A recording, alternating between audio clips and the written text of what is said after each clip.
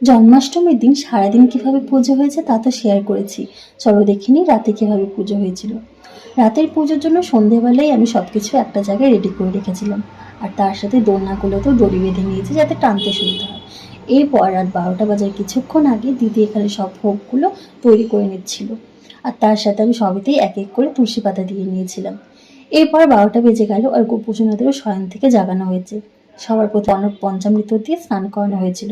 পঞ্চামৃত দিয়ে স্নান করিয়ে ফুলের পাপড়ি ছিটিয়ে তার সাথে ফলের রস দিয়েও স্নান করানো হয়েছিল, আর সবশেষে নর্মাল জল দিয়ে স্নান করিয়ে নেওয়া হয়েছিল। আমার সাথে সাথে আমার ভাগ্নির গোপুসোনারও আজ একই সাথে পুজো হচ্ছে। আমার পাশে বসে বসে আমি যা করছি ও তাই করছিল। স্নান ধান করিয়ে তাদের সিংহাসনে বসিয়ে দেওয়া হয়েছিল, আর তার সাথে সব ভোগগুলো সামনে সাজিয়ে দেওয়া হয়েছিল। এরপর মা আর জেঠুমনি মিলে একটুখানি আরতি করার পর সবাই মিলে একে একে দোলনা ঝুলিয়ে দিলাম। এইভাবেই হয়েছিল আমাদের রাতের পুজো।